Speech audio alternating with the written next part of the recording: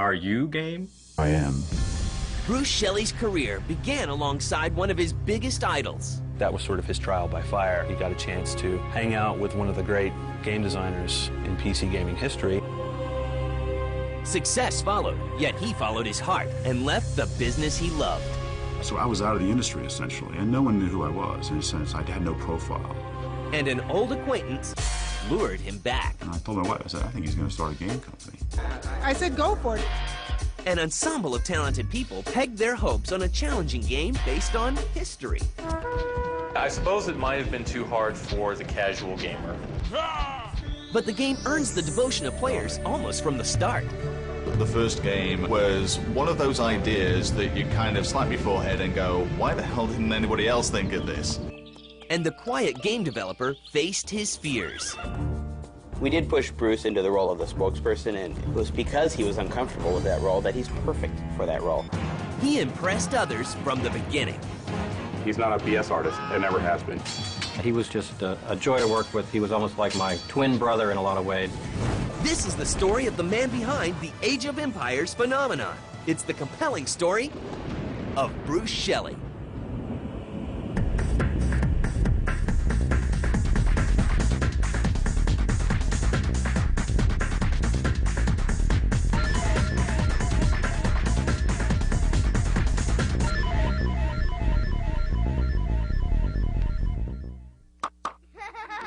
Bruce Shelley, the man who would make and relive history with his innovative video games, began life in a very typical Chicago family. Both my parents were teachers, and my mother was a stay-at-home mom until my middle brother and I were old enough to walk to school on our own. I came out of my childhood really excited about reading and playing games. I remember thinking as a kid that I loved rainy days because all the kids had to do what I wanted to do, which was play games. The brainy kid is also incredibly well-rounded. I played sports in college and at the high school level. I was a Boy Scout. I really enjoyed scouting, outdoors experience, the leadership opportunities, that was important.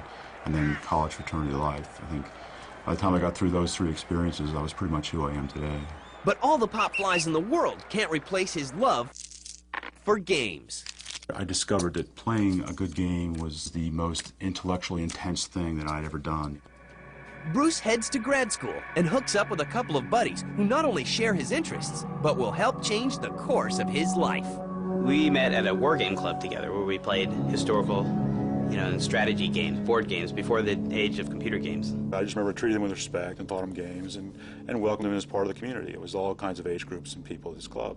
He was always the center of attention. I was just a kid from junior high school who came there to play games.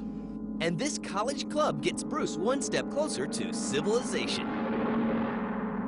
He'd just be sending his yellow pads just full of game notes, everything he thought, and into these game companies. So that's just basically my first memory of him. Actually, I helped start a company called Iron Crown Enterprises in Charlottesville, Virginia. There was friends of mine in a game club at the University of Virginia. I traveled to game shows and helped them sell their products. And we just all did it for free. And that job led to the next.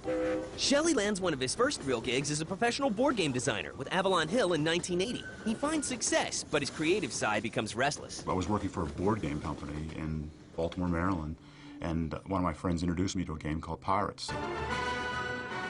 People asked me what was the game that most influenced me getting into interactive gaming, and it was Pirates on the Commodore 64.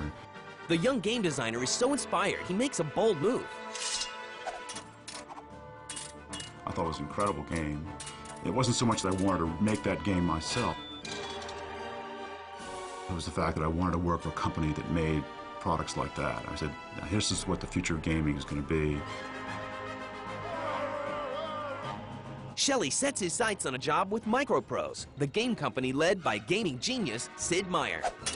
I lobbied for that job for like a year, and I finally I got that job and went to work for him. The young protege finds himself side by side with one of his idols. That was sort of his trial by fire. He got a chance to hang out with one of the great game designers in PC gaming history. He prototypes by himself. He does his own art, does his own programming, and he brought me into that process. He was just a joy to work with. He was almost like my twin brother in a lot of ways. He gave me a lot of support, a lot of ideas. The games really wouldn't have been the same without him. We have to understand our working relationship. Basically, the two of us worked together almost, by alone. It was like there was a joke in the company that one group of people called us the A team. He could kind of handle things that I didn't have time to work on, left me free to do the programming and a lot of the creative stuff. So we made a good team. Working with him was like I've described that as going to game design university. I mean, it was more than just making games. It was considering and analyzing the process. The game god and his disciple produce a number of home runs. The first is Railroad Tycoon. If you read the credits of the game, they say, by Sid Meier with Bruce Shelley. I just felt that was my role. He was a star. The strategy game Civilization is released in 1992 for the PC, led by designer Sid Meier. And on his wing is Bruce Shelley as co-designer.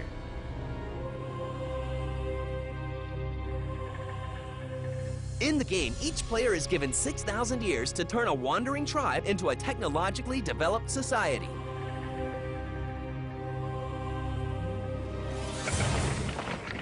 Civilization is touted as the most open-ended and flexible computer game ever developed. And gaming fans around the world hope this dynamic duo will last forever. He worked with Sid for a while, and in a lot of ways I think was sort of groomed to be his heir or protege. But another side of Bruce's life begins to take priority. That was my wife, was an executive with Citibank, and she made a lot more money than I did. Her salary was like 3 times mine, and there was a contraction in the mortgage industry, and she did not want to move back to St. Louis, so she left her job. And we started looking for a new job for her, and it turned out the best opportunity that came for her was in Chicago. And in 1992, Bruce Shelley leaves one first love for another. So we made the decision that I would leave Microprose and go with her to Chicago, and then I would look for something else to do. So he leaves designing behind and tries his hand at writing. I said, I think I could do that. I've written all these 200-page manuals. I think I can write a strategy guide. And the publisher said, this is a great idea. We've never had a real person with game design experience write these books. The game genius finds it hard to hide his intelligence. If the game was a good game, it was a lot of fun. It was interesting to look and see what they've done. Shelley finds himself slipping further away from the business, and later makes a decision that will take him away from the person he loves the most. So I was out of the industry, essentially, and no one knew who I was. I mean, in a sense, I had no profile.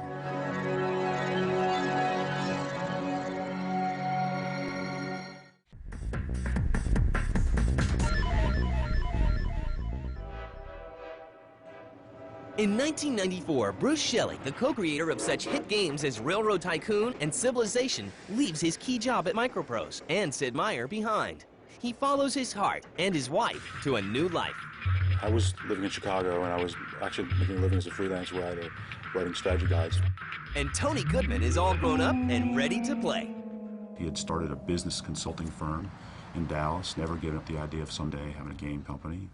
And he started calling me up when I was in Chicago, and we'd have these 2-hour phone conversations about, well, how do you make computer games? And I told my wife, I said, I think he's going to start a game company. And he did offer me an opportunity. He says, do you want to come and join us? She goes, well, this is crazy, the game business and this kid, who's going to want to start a company? This doesn't make any sense. Well, he knew Tony Goodman when Tony was in junior high. So when Tony got together some people, I said, go for it. But she got on board with it. So in January of 1995, Bruce Shelley accepts Tony Goodman's offer and joins the new company, sliding into the position of senior designer and co-founder. Bruce isn't only half the brain behind launching the company, he also spends time developing a new mythology department. The company name is Ensemble Studios. It's a nod to the way the group makes their games together as one big happy family. We didn't have one Sid Meier. We had half a dozen guys who together brought the skills together that he had in one person. So we had to come up with a way to use 6 people to do what he had done as one person. Joining the cast at Ensemble in Dallas means leaving his wife behind in Chicago, but not for good. I go to Dallas at least once a month. A lot of the things I do, a lot of the writing and catch up on the game and do the team building things we do the play testing. And then I can also get quiet time away from all these meetings and, do my own work at home. Everything about working with Bruce has just clicked from day one. I think he's amazing, the things that he does that I would never consider. Early on, we had no money. He was spending it. Very interested in marketing and the whole idea of get our face out there. And the boys become inspired to create a new game. Bruce really liked the idea of doing a game about civilization. That's a topic that he had taken on before. But we wanted to do something in real time.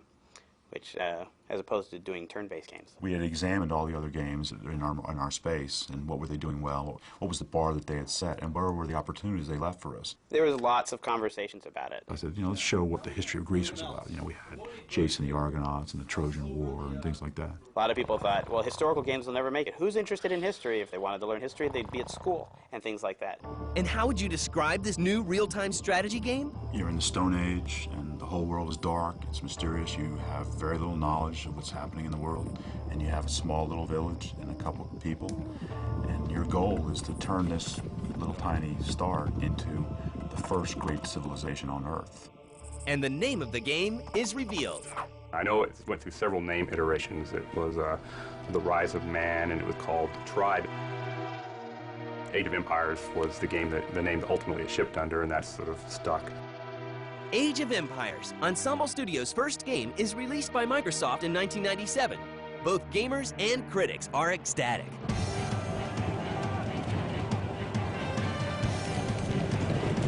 As soon as it went out the door, it just sold and sold. We were real happy. The epic game spans thousands of years, in which the player is the guiding spirit in the evolution of a small Ice Age tribe. He's taken the real-time strategy model that was popularized by Command & Conquer and Warcraft and games of that nature. And I don't want to say he's added a layer of respectability to it, but he's taken it into a more realistic context. And Microsoft benefits too. After Age of Empires came out, people started to take Microsoft seriously as a gaming company. The game can be played in 2 to 3 hours, rather than the week or so required to finish a game of Civilization, and up to 8 computers can be linked up to play. The artificial intelligence has been incorporated to ensure playing against the computer is also a bit of a challenge. Microsoft claims it's selling the game faster than they can ship it. Even though it's a game that takes hours and hours to play at each time, it did pick up a pretty huge casual audience and a pretty big female audience that we weren't expecting. Age of Empires, the first game, was one of those ideas that you kind of slap your forehead and go, why the hell didn't anybody else think of this? You take real-time strategy, which is the hot vogue, and you give it a historical context. Age of Empires receives numerous awards, and by June 1998, Microsoft has shipped more than 1 million copies worldwide. And later that year, Age of Empires: The Rise of Rome, an expansion pack to the award-winning strategy game, is released. I think we felt it was demanding, and we worked hard in our follow-up games to make it easier for people. So, I mean, we recognized it wasn't perfect. We said, oh, how can we top that?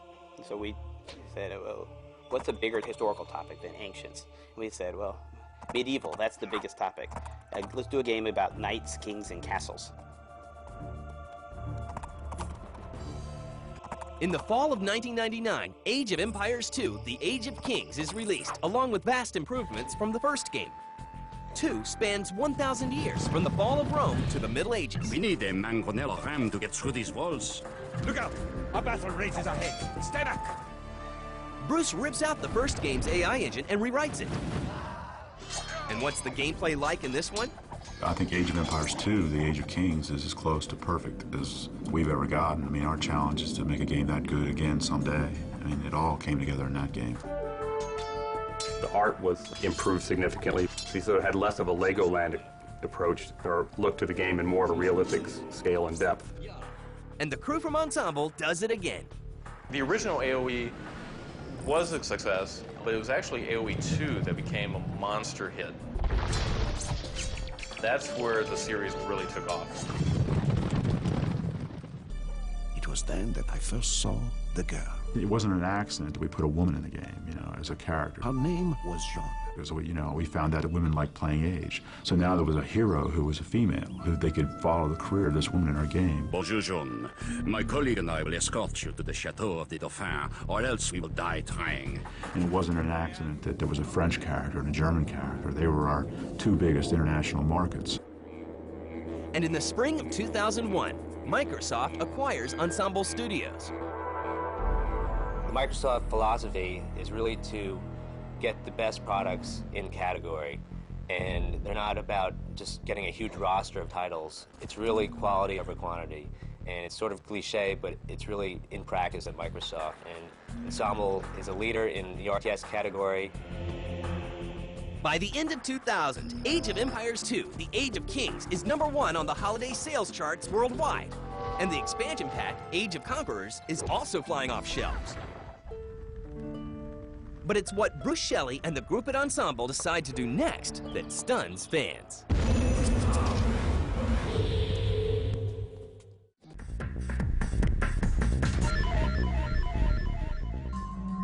The Age of Empires 2 expansion pack is a massive international hit and an official game of the World Cyber Games. And the quiet man who helped create a phenomenon sees his PR role expanding rapidly. We did push Bruce into the role of the spokesperson, and it was because he was uncomfortable with that role that he's perfect for that role. I think the first thing he has is just sort of unquestionable credibility. He's extremely popular across the world, and all the subsidiaries from Microsoft are always asking for him to come on the road and demonstrate and show the product for them. It's turned out to be a real asset for the product, for the industry, for Ensemble, and for Microsoft. He's not a BS artist, and never has been. He's a very straightforward individual. He'll tell you what he thinks, and he's tactful about it, but you get the straight boot. You know, I happen to be a huge fan of the Age of Empires series, and Bruce will be the first one to say they're not my games. It takes a whole team, you know, and he is always careful to comment on that. We talk about that all the time. No one succeeds by themselves, no matter what it is they do, and it takes a whole team to make something good, and a tremendous team to deliver something this tremendous. But for Bruce Shelley and his team, creating something truly historical would require making a drastic change. We felt that we really had to do something a little different. We see it as like a fork from the Age franchise, not necessarily a linear follow-up. We worked on it for 3 years straight. This is the longest project we ever worked on. It's far more ambitious than anything we've ever done. So what will this new game be about? We wanted to rejuvenate the franchise, so we came up with the idea of doing fantasy. Everybody's doing fantasy games, so and we came up with the idea of mythology. Well, it is an historically based game, a strategy game, where people are going to go in, they're going to try to build up their civilization. They're going to create peasants, gather wood, gather food, gather gold, and gather a fourth resource, which is favor, which is certainly unique to Age of Mythology over Age of Empires. Age of Mythology is Ensemble's most ambitious and perhaps enchanting game ever. There's a hero, Arcantos, and he's an admiral or a great hero from Atlantis, and he's called upon ostensibly to help out in the Trojan War on behalf of his Greek friends.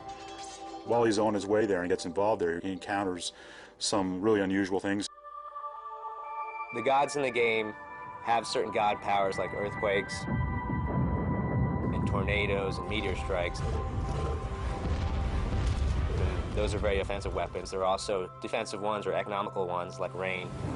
And based on your civilization, you'll also have access to different mythological creatures. Mythology is part of the human experience. It's not that great a departure from what we've done in the past. It's not completely historical, as closely historical as this other stuff we had. But I think 1,000 years ago, people believed these gods were real. Behind the magic is something computer-driven, a new heavy-duty 3D engine. Unofficially, the work on the 3D engine began about 5 years ago. A 3D engine is the centerpiece. It's the piece of technology that allows the game to run. In Mythology, we took advantage of the 3D technology with our dramatic god powers, tornadoes and earthquakes, impossible to do in a 2D game, but really cool looking and dramatic in 3D. The myth creatures are special attacks, flying units, underwater units.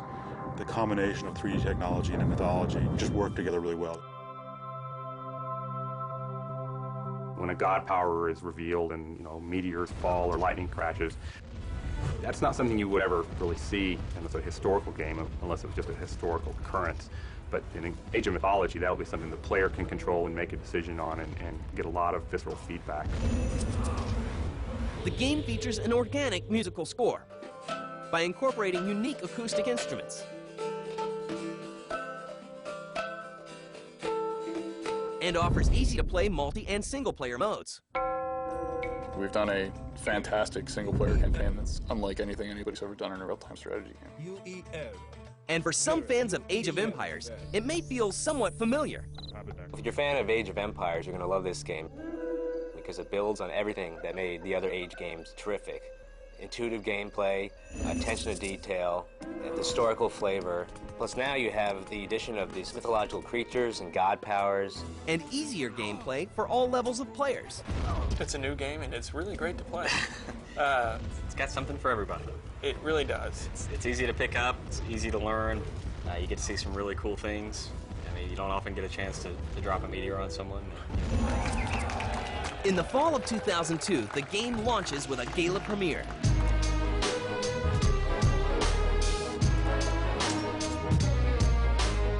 And the woman who was there from the very beginning makes an appearance. Well, I think it's really great. I think everybody worked so hard for this. I think they deserve this celebration. And that, of course, includes Mr. Bruce Shelley. Bruce Shelley is really an incredible person because of the way that he looks at very simple means to deliver more exciting experiences. He approaches games as a gamer. He plays a lot of games, and so he's able to sort of relate to the gamer on a level that I think some game designers can't. Bruce Shelley's the kind of individual who wants to, just wake up every day and say, what can I do today to be the best person for this company? Bruce is your best friend, basically. He's someone who's supportive, who doesn't have a negative thing to say. He commands the respect of his peers, and it has earned it. Bruce accomplished anything that he tries. I've been able to do the kind of thing I've loved to do my whole life, and it's turned into a really good thing.